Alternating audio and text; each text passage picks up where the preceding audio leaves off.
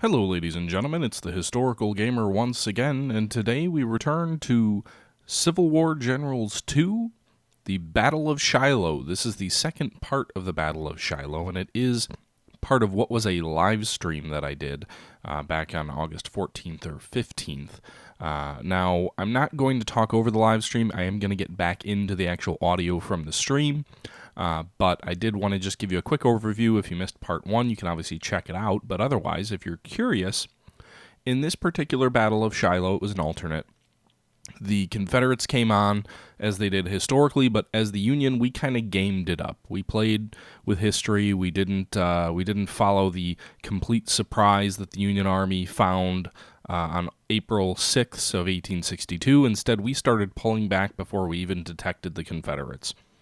And that was gamey on my part, I recognize that, but we pulled back to the Hornet's Nest and the Peach Orchard, which were historically a salient that the Confederates assaulted and eventually took, but it delayed their advance heavily.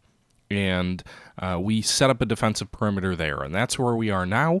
We're through the first 5.5 hours of the battle. The Confederates have attacked us pretty heavily. We've nearly been broken in our center a couple of times, but both our flanks are very secure, and overall the army is in very good shape.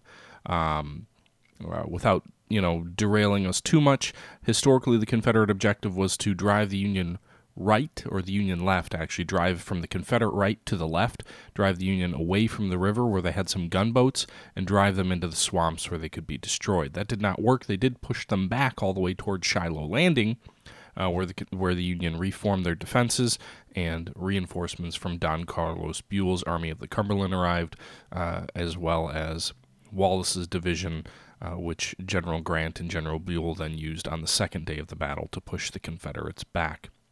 That being said, we're not there yet. We haven't been pushed back, and we're in overall pretty good shape. Meanwhile, we haven't tried to counterattack or anything like that. But that's enough of me rambling here. As you can see here, it's now 11:30, and I am making sure that our front lines are as defensible as possible as the Confederates continue to seem to attack toward our center. I do have some suspicions that they're not attacking with their entire force, but I will stop belaboring the point and get us right back into the live stream. Once again, thank you for everybody watching, and this part will probably last about 30 minutes. This particular part of the battle will end at the end of the first day of the Battle of Shiloh, and then I will split the video up into a second part, which will entail April 7th, day 2 of the Battle of Shiloh. All right, we'll see how our line holds up to continued rebel attacks, which now look like they are imminent and just starting.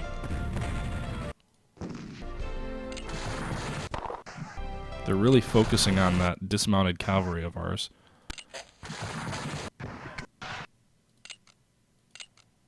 So it's a good thing. I think we have some reserves down here. They're really focusing on just a couple of units here.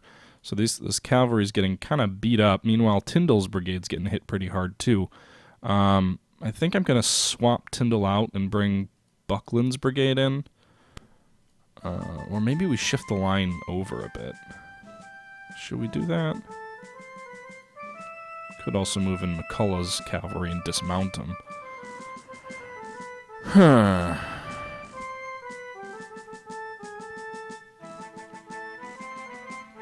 Pull these guys out and move the cavalry in. They're in Abatis, so that should help. I'm sure I'm mispronouncing that, and feel free to correct me. We'll pull out Ingersoll's cavalry, and we're going to move our McDowell's brigade south.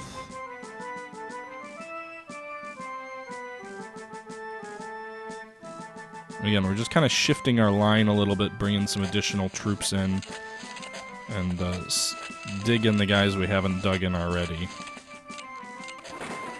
Kind of dig in that artillery as well, since the enemy seemed to be interested in bombarding them.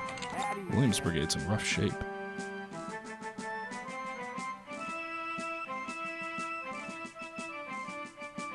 Okay. Anderson's brigade's the biggest threat, I think, at 14 firepower, so we'll focus on him a bit. And actually, No, we'll let these guys rest. I don't like anyone being in yellow in this scenario because we are pretty heavily outnumbered early. But we'll go ahead and end another turn. This isn't the most exciting maneuver-based fight, but it will be interesting to see how we hold out, especially because so far most of the attacking waves have received worse than they've given. Although it's been pretty even thus far. Okay, is that Anderson? No, that's Bowen. Anderson, Jackson. I'm gonna keep pounding Anderson as much as I can. Because, frankly, if the enemy doesn't show up from the right, then I can try and turn the Confederate line. These guys can't see anything from where they're at. No, sir.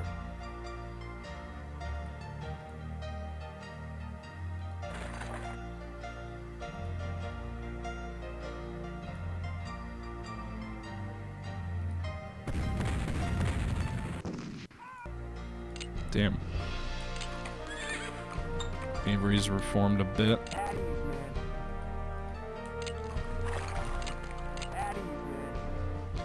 See how these guys are doing.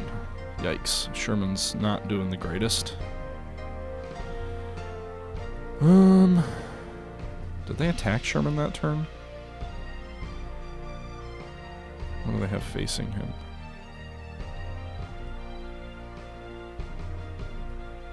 We're going to replace Buckland's unit in line. We're going to replace Sherman with Buckland's unit.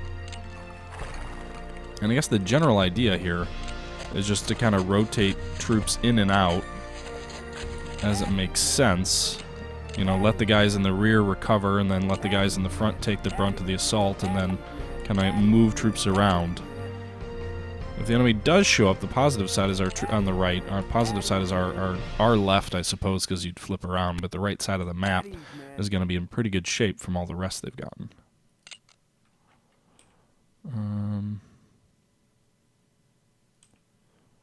Yeah, so that's another turn. We're already at midday here so far, and nothing too devastating has occurred yet.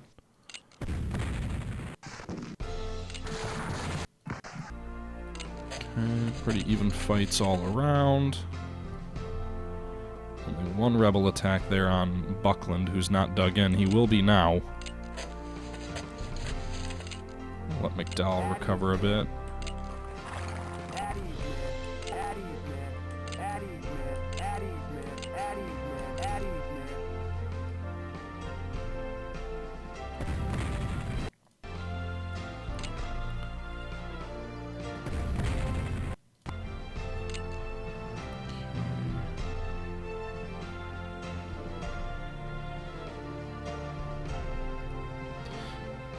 Ugh. Well, Buckland's gonna have artillery support whenever that, Oh, whoops. Ugh. Sweeney attacked there. We'll just say he attacked without orders, because I meant to bombard him with Taylor's battery, not attack with the infantry. That I attacked intentionally, because it seemed like a good idea.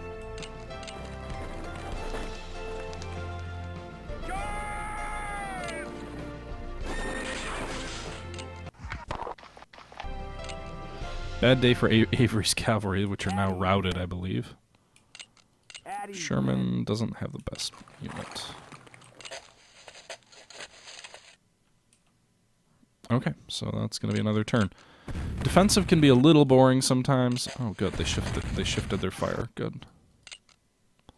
So just some artillery trading hands that turn. Doesn't seem like the enemy thinks they're strong enough to assail our position at this point in time. They are shifting their lines west, it looks like. A little bit, at least. At least one hex they've moved west.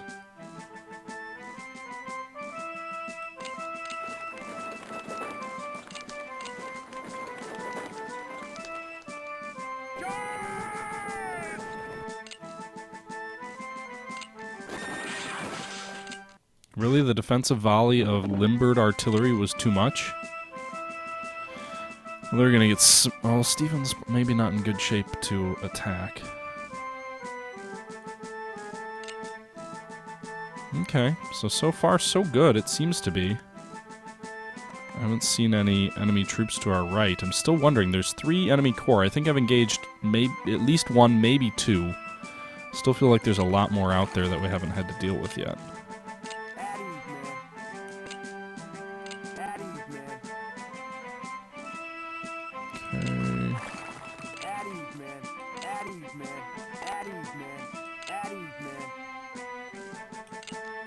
Okay. So far so good in our crystal ball history where we knew everything. That would be a really great YouTube channel name, by the way, Crystal Ball History.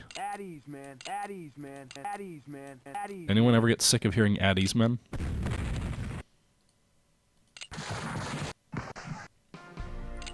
Okay, good, good. Not so good. Battle's heating up a bit, folks. Leader, attacker, lost 1 wounded. Oh, that was a good defense. So that round went well, but I do think there's one of our regiments is probably a little bit exhausted. I'm trying to see who it was that got attacked there. McDowell's brigade. We can move Ingersoll in and replace him. Oh, no, they drove us back. Damn it. We had this hex before, I believe. Yeah, it's a Confederate victory hex now with the abatis. Frah!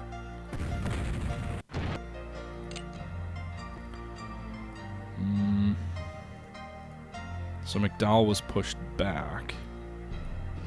What do we want to do? I don't want Ingersoll to... Or I don't want McCullough to attack. He's just too... It would weaken him too much.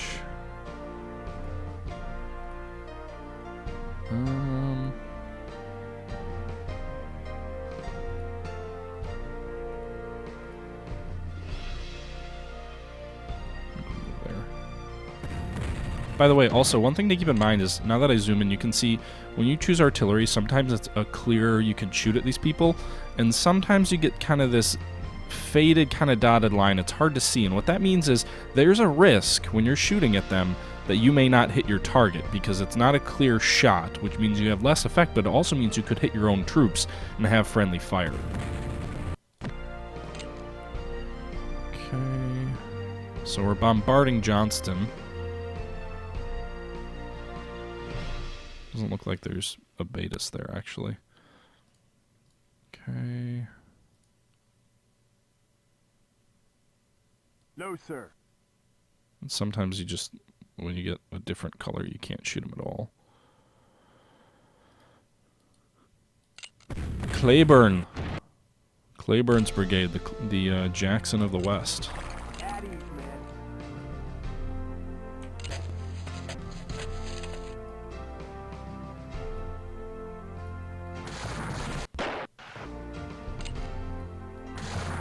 Even though we had substantial firepower advantages, those fights were very close to being even.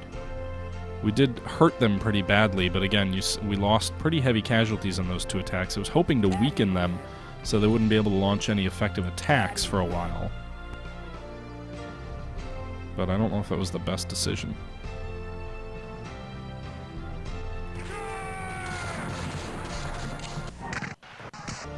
There we go, successful charge, although now we brought ourselves into close proximity to some strong enemy forces.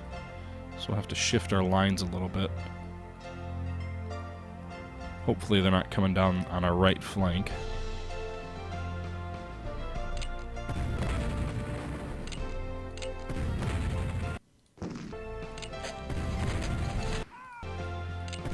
Woo!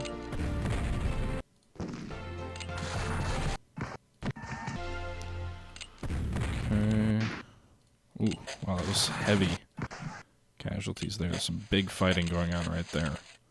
So I may want to pull that guy back out who just advanced. We'll see. He's kind of an exposed position there and a salient, or a bit of a salient. So we will do that. We're going to pull him back. The only question is who we, where we pull him back to. We could actually use that as an opportunity to bombard, to try and drive these guys out of this victory hex that we just lost. So we hit him with 3 rounds of artillery.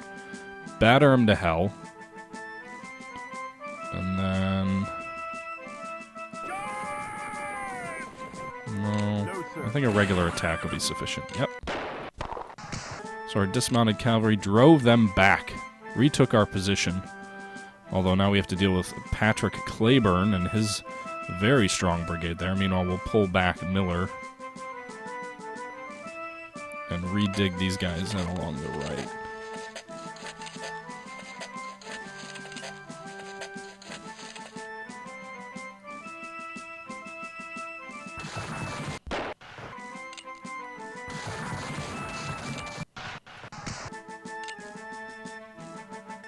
So we turn this into an Objective X with all those attacks.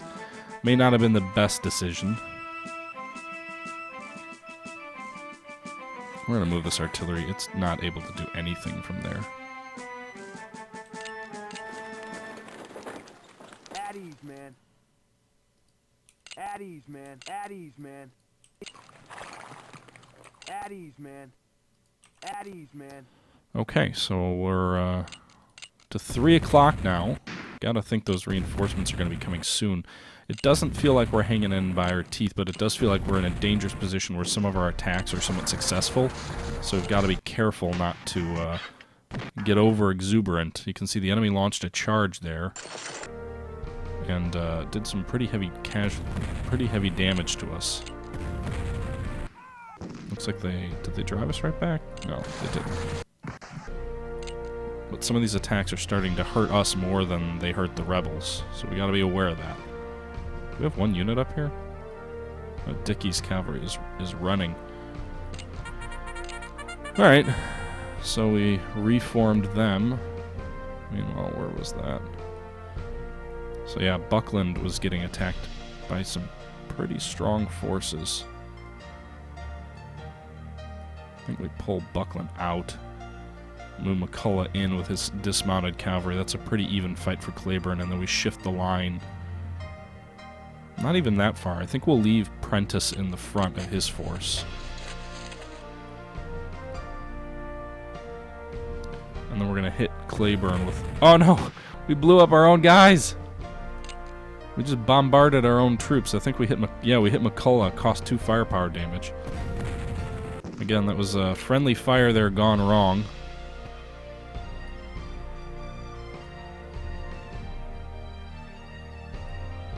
We need to pull these guys out. They're getting hit too hard with counter battery fire.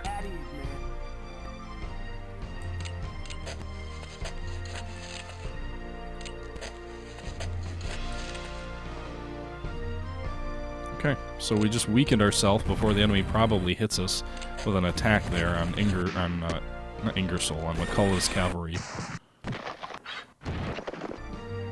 Wow. Enemy launched a cavalry charge against our infantry that were dug in. That was probably not wise.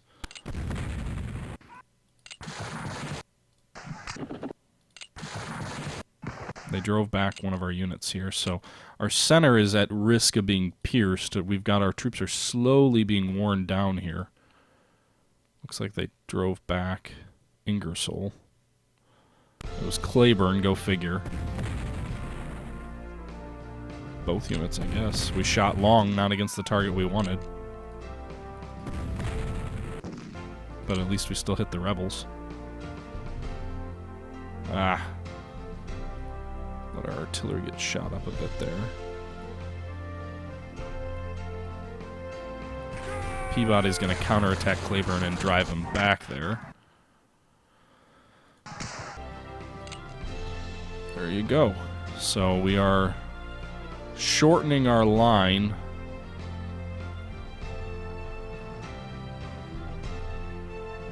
But successfully drove them back there with a strong infantry unit and badly mauled Woods Brigade under Brigadier General Claiborne there. See, his influence dropped a bit with that failure. I think we're going to charge these cavalry too. Cavalry isn't very effective against infantry in this game in a stand-up fight.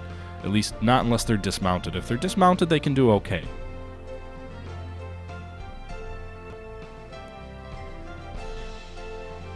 Okay, so that'll be it. We're going to go ahead and end that turn. Oversupply.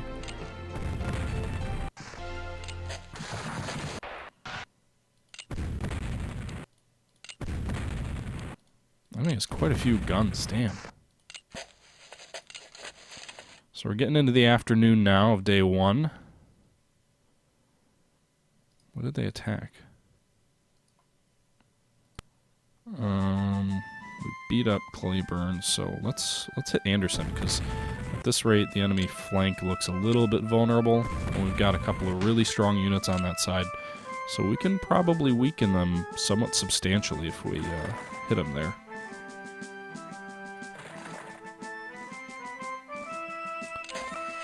And we're gonna have these guys dig in.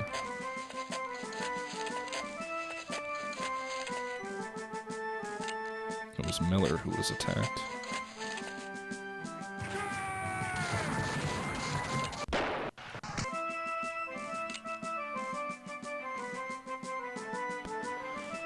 Okay.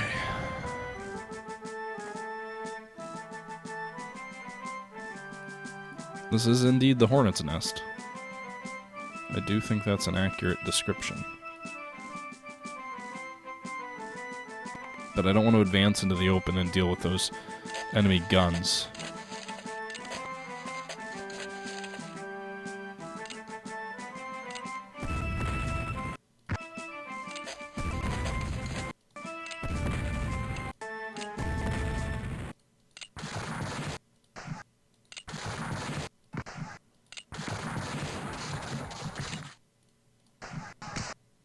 Okay.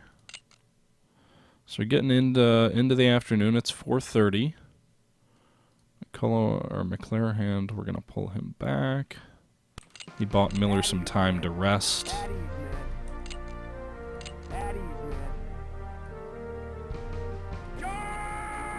Drive the brigade with Cleburne in command back. Ooh, just exposed ourselves to 3 very strong enemy units. So we're gonna have to soften them up a bit if we can.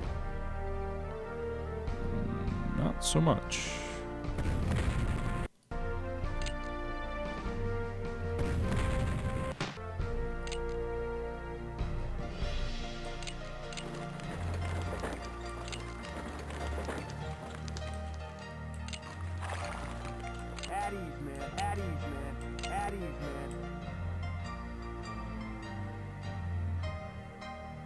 Rex, I'll look into maybe making a video explaining how I got this game to work on my system, but I'm not going to get into that in the live stream right now. It's just, there's a file you need to put into your directory. To be honest, I pulled it off an old XP machine, so you could download the file, but at the same time, I don't know if I would trust a registry file from any non-official Windows source. That's always a little bit dicey if you're trying to do that online. So, you know, I unfortunately, the way I got this to work on my machine was not terribly reproducible for anyone, you know, unless they have a spare XP machine.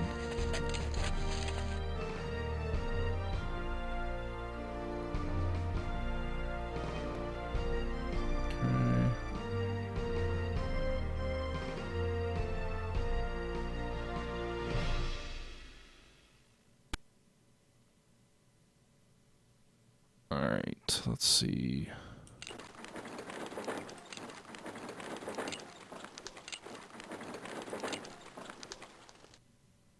Okay. I'm gonna pull him back.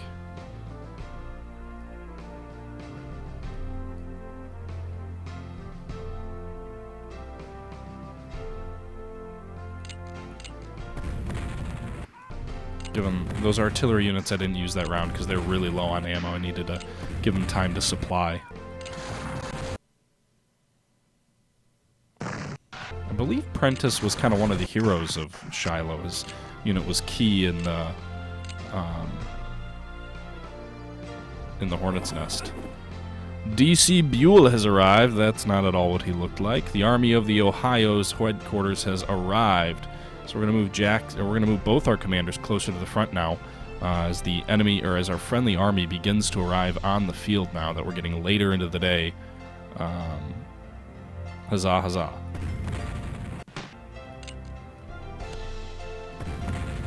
I'm going to single out this one Confederate brigade and reduce it to rubble.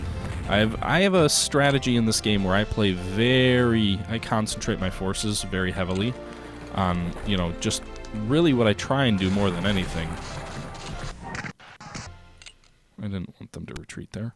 What I want to try and do more than anything in my games generally is to pick off individual units and then just kind of allow attrition over time to wear the enemy down, where, you know, you wipe out one brigade and hold everywhere else, and wipe out one brigade and hold everywhere else, kind of like moving down the line when you're flanking an enemy and just kind of moving down the line. Almost like that. Our left flank is really well prepared. Our right flank is really well prepared. The only place we've really been stretched a bit has been in the center as we move toward the end of day one. Okay.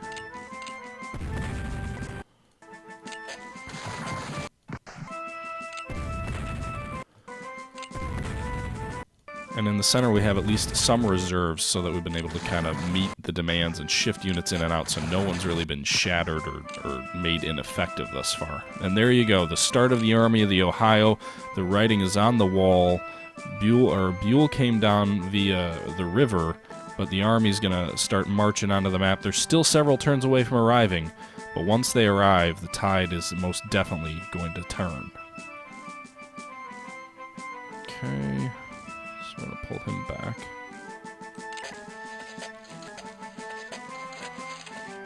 Alright. I won't say that the battle is won, but I will say that I feel we're in pretty good shape at this point. I could be wrong. Things could turn real quick before the other troops arrive.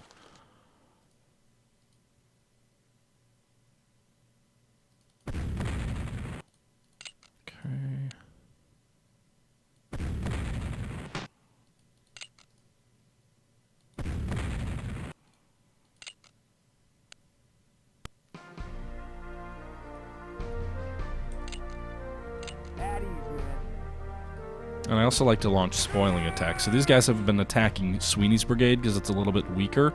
So I like to launch spoiling attacks. In this case, I'm going to launch MacArthur forward against Pons, and I'm going to charge him to try and spoil any further attacks on Sweeney's and buy my guys some time. You see there it worked pretty well.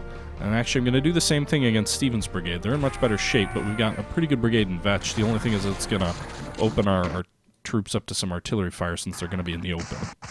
Still, that attack worked pretty well as we seriously damaged 2 rebel brigades. So now we've got 3 rebel brigades over here on their left, all in red morale and red health. Yellow organization. Those guys won't be ready to fight anytime soon. Then we can move Williamson in. He fills the hole so there's no gap in the line. And actually, it's tempting to try and turn the rebel left.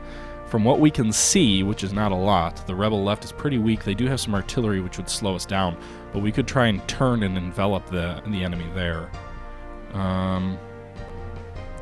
Again, the rebel center is where their strength is.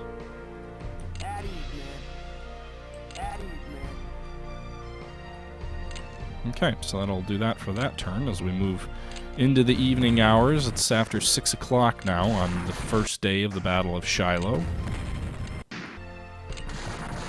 And you can see they're still attacking vigorously toward our front. In a lot of these fights, they're given pretty well. I mean, some of these we're losing a little bit heavier casualties than we're giving. Okay, so we'll zoom out a bit. Start moving the command posts south, get them closer to the front. Dickey's still kind of recuperating up there. Let's see, we got some cavalry that showed up as well.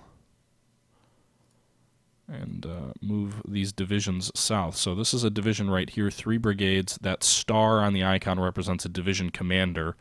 And then some artillery has arrived as well.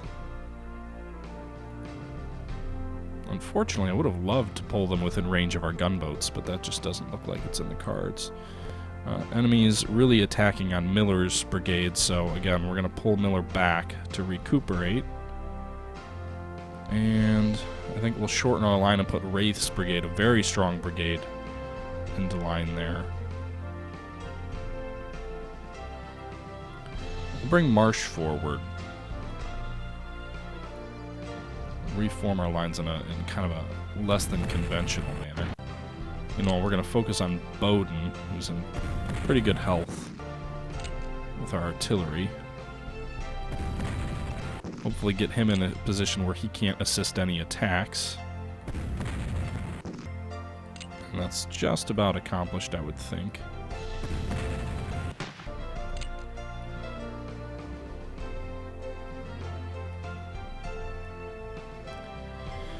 Peabody needs to pull out, so we'll move Ingersoll forward. He's in pretty good shape. You can see our guys on the flank here did get hit a little bit by artillery, but Claiborne's weak. I'm going to charge this artillery battery and try and really... Oh, goodness, it'll take 5,000 morale to do that? No, sir.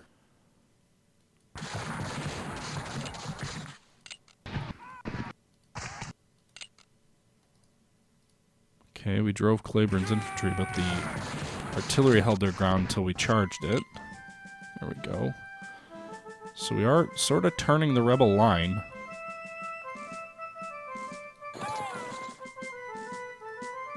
Have to move forward here to protect our flank a bit.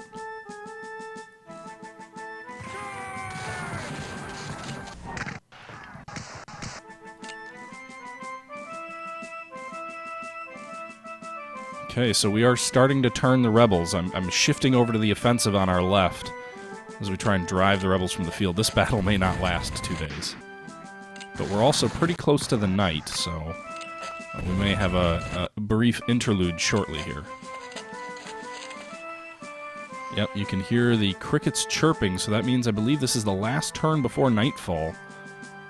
But I'm going to try and devastate the enemy guns so that they're not in effect tomorrow, because that's one thing that's a little bit difficult to deal with is artillery.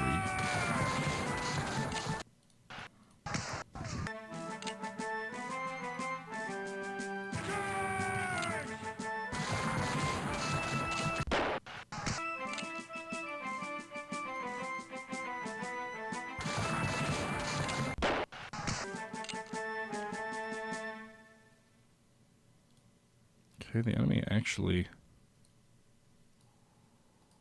pulled back behind our lines, so we could end up capturing these guys. Potentially. I don't have enough troops to move around and surround them in this area yet. Dig in. Did we move our guys south yet this turn? No. Okay. Giddy up, boys. To the sound of the guns. Come on, Grouchy. March to the sound of the guns. Oh, wait, no, you don't want to do that? Oops. Alright. So I think we're into the night phase. Full supply. There we go. It is now nighttime, so everyone gets some time to rest and relax. And I'm actually going to take a brief intermission. I'm going to save the game. And then I'm going to take a brief 30-second or so intermission as I grab a quick drink. No, not alcohol today.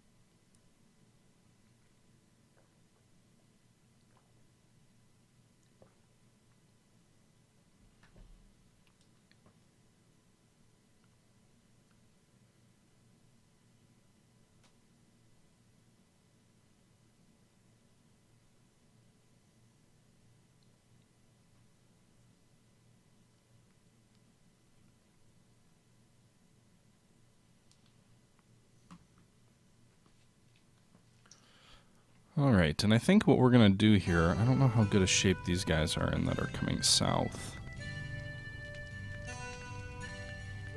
They're still a ways away.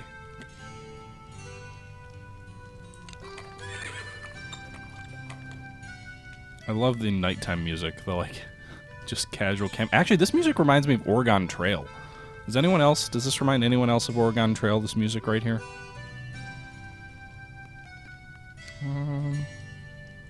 Okay, some other troops coming in at Pittsburgh Landing, which is nice because they're much closer and easier to get to the front. We're moving these guys at night. I don't think we're going to move the rest of our troops here. So there is one rebel unit here I am going to try and surround at night.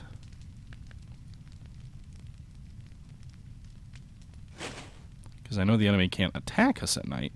So we are going to try and move in and around these guys. So we'll surround these guys so we can take this brigade out in the morning. 2,100 rebels that should be prisoners by the time the night is over. But we're going to let the rest of our guys rest and relax. We're not going to maneuver or anything like that. We could try and move in and kind of surround the enemy, so come in the morning we'd be around their flank, but I just don't know enough about what's out here in these woods to do that. So we're just going to go ahead and kind of rest the rest of the army, let them get the supply they can get as our other troops begin to trickle in to the area.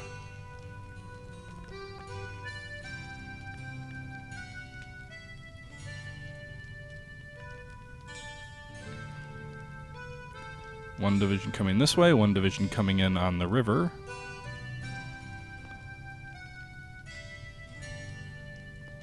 And then some artillery as well. So 2 additional divisions are coming in.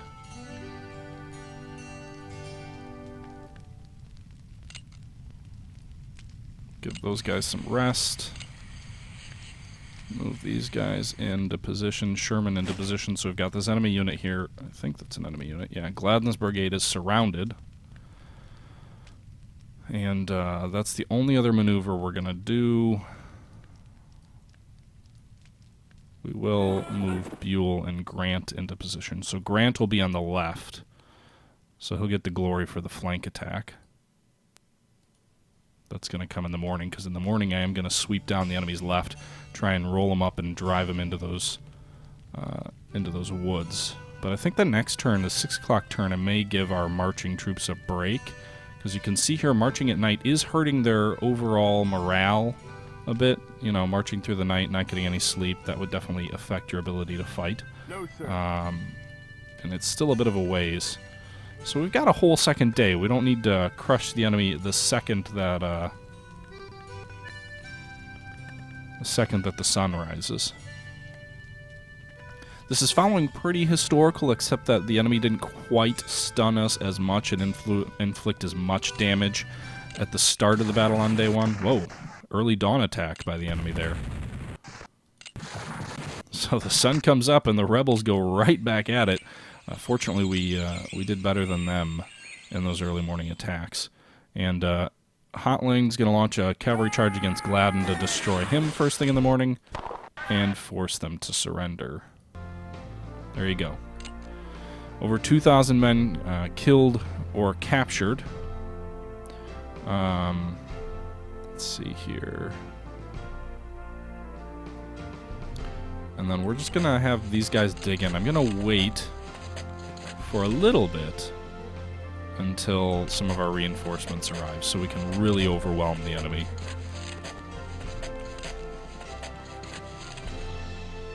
Grant setting up his positions. These guys are not in the best of shape, having marched through the whole night.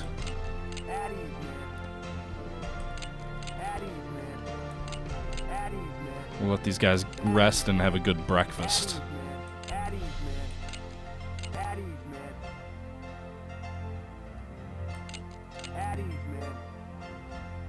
Okay. Looks like we got one more additional brigade here up in the north. They just arrived, so they can march. And we're going to move our artillery because they're in pretty good shape still down the road. So that's the situation. First thing in the morning on April 7th, day 2 of the Battle of Shiloh. Guys, I've actually got to go run and grab my wife from a play that she's at. So what I'm going to do is I'm going to save it here. I will restart the stream tonight. So the plan will be to stream around 10 o'clock Central Time probably, and continue from there. But I think we're going to be successful. If we survey the battlefield right now, we can see the enemy has recovered a bit during the night. They've actually got quite a few units in pretty good health, but once those reinforcements arrive, we're really going to outclass them. I'm not sure where the 3 brigades we really shattered went to toward the end of the first day, but I hope things on this day go well for the Union as they did historically. They were going well for us by the end of April 6th, so hopefully those continue. But as I said, I'm going to go ahead and end the stream here.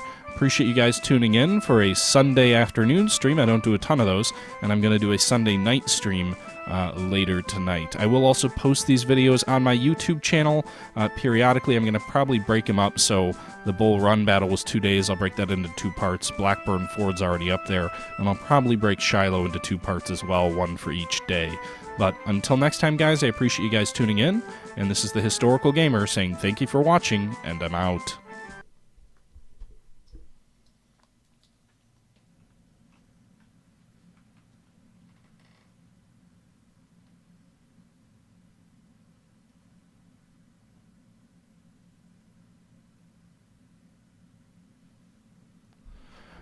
Alex, the Blackburn Ford and Bull Run. Blackburn Ford is on my YouTube channel. Bull Run will be on it later. I did stream that last night.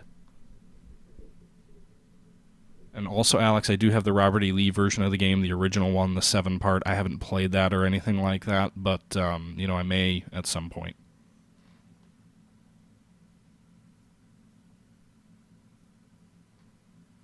The History Kid, when I get a moment, I'm not in Steam right now. I've got to run shortly. I'm just looking through and answering some questions on here before I go.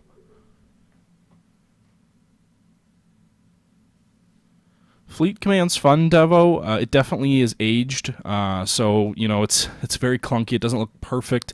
It's a 10-plus-year-old game. If you're really just into the fleet, aspect of commanding ships at war, I would look into Command Modern Air Naval Operations.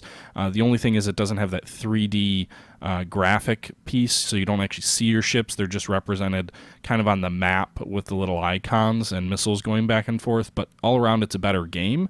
However, if you are interested in the 3D graphic side of things, then Fleet Command would be worth checking out. Just keep in mind the graphics are 10 years plus old. All right, guys, that's all the questions I see in the chat here, so I am going to go ahead and sign off. I appreciate you guys tuning in again, and until tonight, this is the Historical Gamer saying thank you for watching, and I'm out.